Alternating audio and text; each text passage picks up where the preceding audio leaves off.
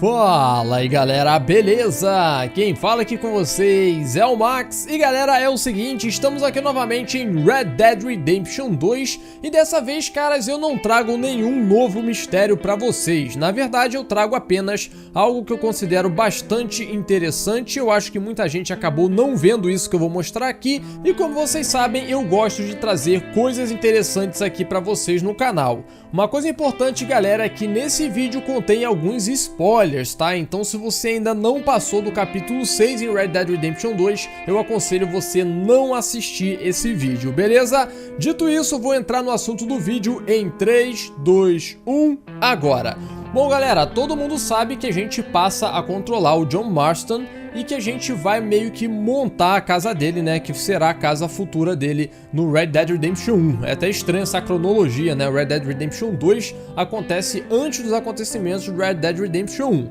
Mas enfim, a gente tá lá na nossa casa nova, vivendo com o Jack, a Abigail e o Uncle, né, que fica sempre lá na cola bebaça, mas muita gente acaba saindo fora dali e fazer os objetivos, que foi o que eu fiz também, mas eventualmente eu acabava retornando à casa e eu descobri que toda vez que você chega lá em um certo horário de madrugada, a Abigail está dormindo, e quando você chega e deita ali do lado dela, se inicia uma pequena cutscene. Não é nada extraordinário, mas particularmente eu achei bem interessante e vou passar essas cutscenes aqui pra vocês. Só que tem um pequeno problema, galera.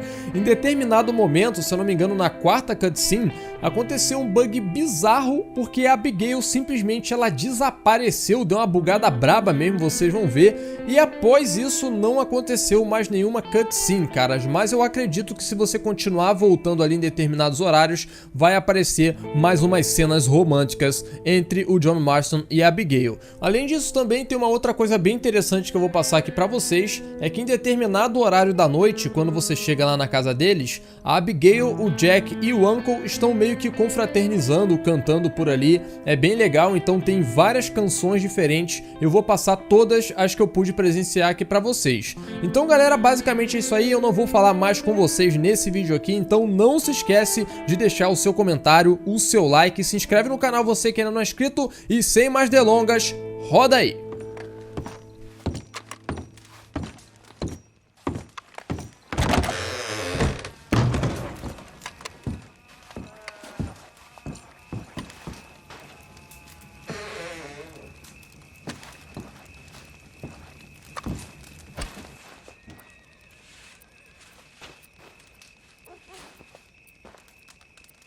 Cannot believe we're sleeping in a house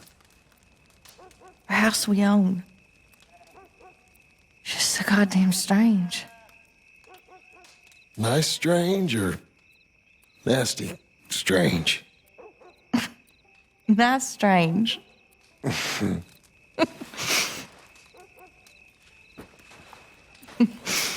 Very nice.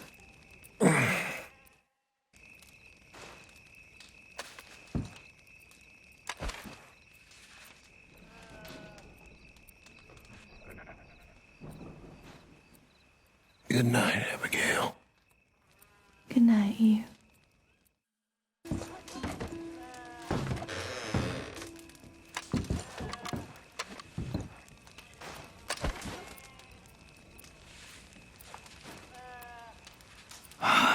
Good night, darling. Good night, Abigail.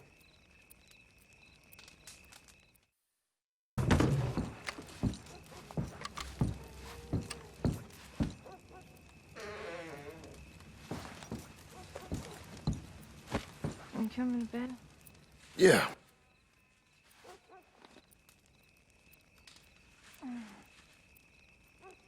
How was your day? Fine. You can get out of trouble? Always.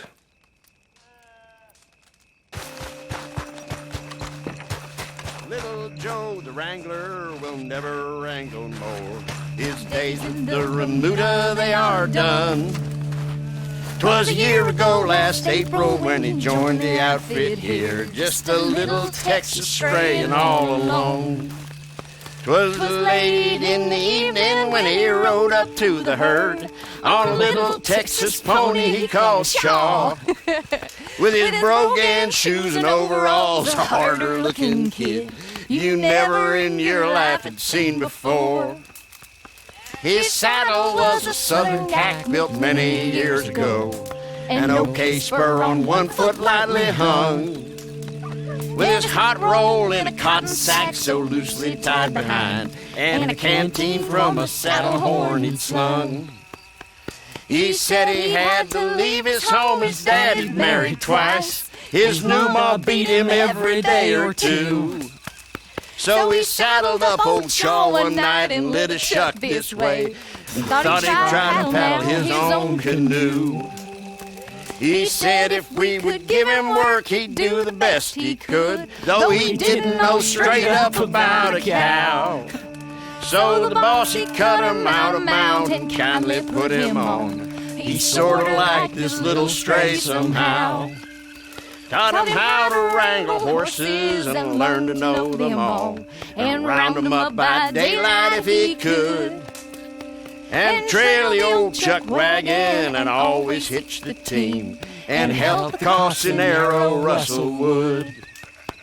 We rode down the Red River, the weather had been fine. We camped down on the south side in a bend, when the norther commenced blowing and we doubled up our guards. It took every one of us to hold him in.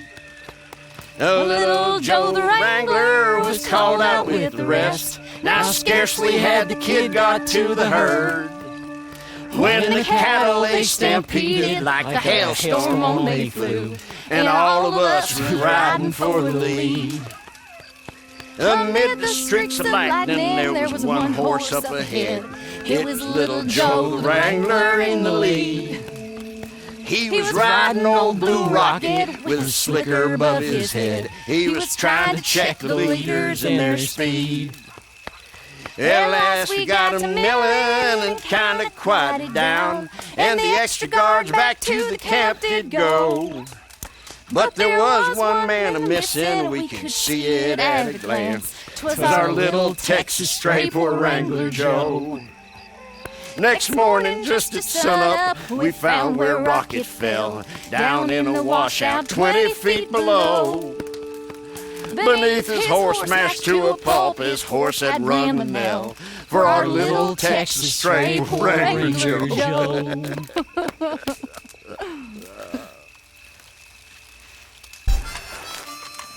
A pretty creature, a miner's daughter, and her name was Clementine. Her noble father was the foreman of a very valued mine, and every miner and ranchman was a brother to Clementine. Oh my darling, oh my darling, oh my darling Clementine, you are lost for me forever, dreadful sorry Clementine. The foreman miner, a 49er, in dreams and thoughts sublime, lived in comfort with his daughter, his pretty child, Clementine. And far away he would often pray that in his sunny clime no harm might overtake her, his favorite nugget, Clementine. One night when I got frisky over some poaching whiskey, like waves in the Bay of Biscay, I began to tumble and roar. My face was red as a lobster. I fell and broke my knob, sir. My watch was picked from my fob, sir. I'll never get drunk anymore. Now I've resolved to try it. I'll live on a moderate diet. I'll not drink, but we'll deny it, and shun each alehouse door. For that's the place, they tell us, we meet with all jovial good fellas. But I swear by the pokers and bellas, I'll never get drunk anymore. The landlady is unwilling to credit you for a shilling. She'll straightaway send your billing and ask you to pay the store. And if with money you're stocked, she'll not stop till she's emptied your pocket. Then the cellar door is locked, and you cannot get drunk anymore. So buy me now, take caution, take drinking out of fashion. For your own brains out you're bashing, don't you feel your head quite sore? For when at night you've tarried, drinking a punch and claret, in the morning home you're carried, said I'll never get drunk anymore. You silly old man.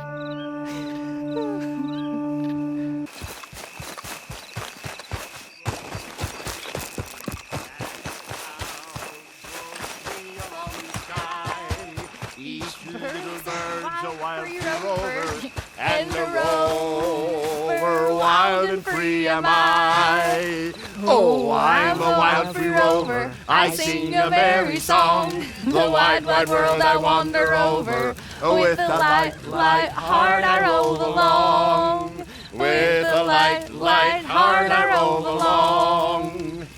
The wind roams free, a wild song singing, and softly murmuring flows the stream. The bird roves free, its wild way winging, and I rove and sing with morn's first beam. Oh, I'm a wild free rover, I sing a merry song. The wide, wide world I wander over, with a light, light heart I roll along. With a light, light heart I roll along. The good earth loves the wild free rover, for a roving bird is never dumb. He sings to please the dear old mother, and she aye rewards him with a crumb. Oh, I'm a wild free rover, I sing a merry song. The wide, wide world I wander over, and the light, light heart I roll along. With the light, light heart I roll along.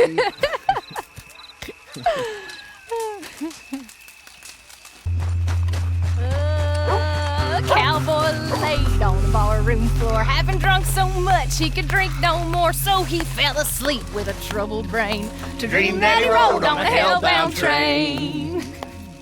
The engine with murderous blood was damp. It was brilliantly lit with a brimstone lamp, and if for fuel was shoveling bones, while the furnace rang with 1,000 groans.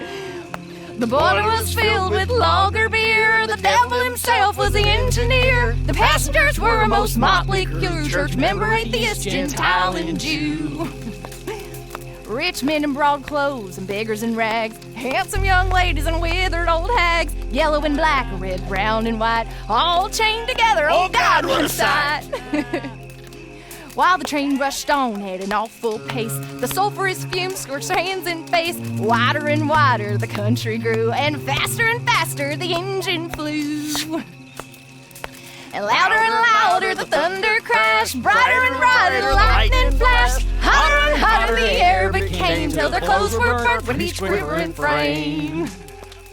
Then out in the distance there arose such a yell. Ha ha, said the devil, we're nearing hell. And oh how the passengers shrieked with pain and begged the devil to stop the train.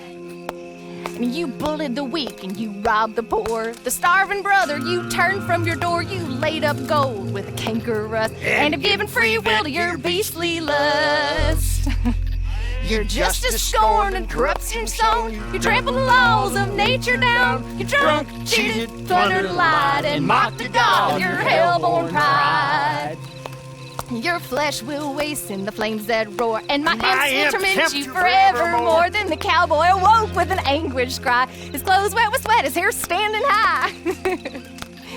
Then he prayed that his never had played till that hour, to be saved from his sins and the demon's power. And his prayers and his vows were not in vain, for he never rode that hell-bound train. Yeah, no.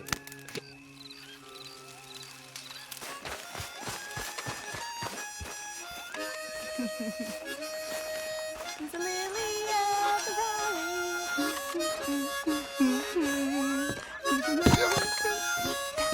Oh my Lord.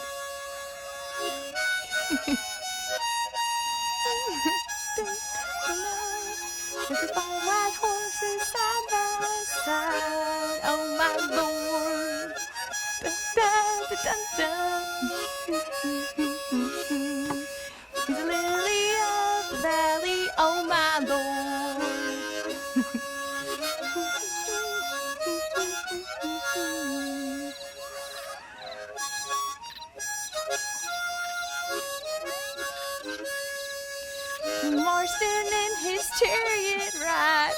Oh my lord.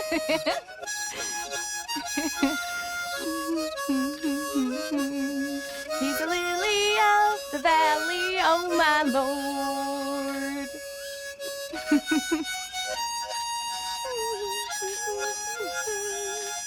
You can ride upon the air, oh my lord.